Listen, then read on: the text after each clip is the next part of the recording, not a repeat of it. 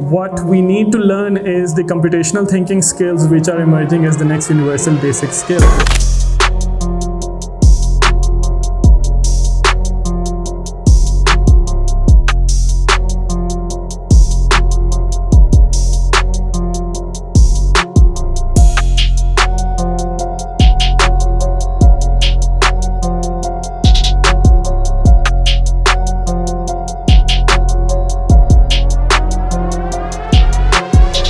We need to give people the ability to create.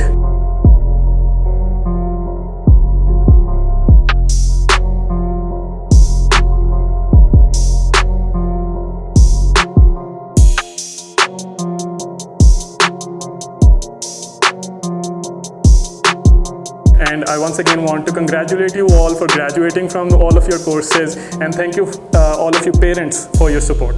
Thank you so much.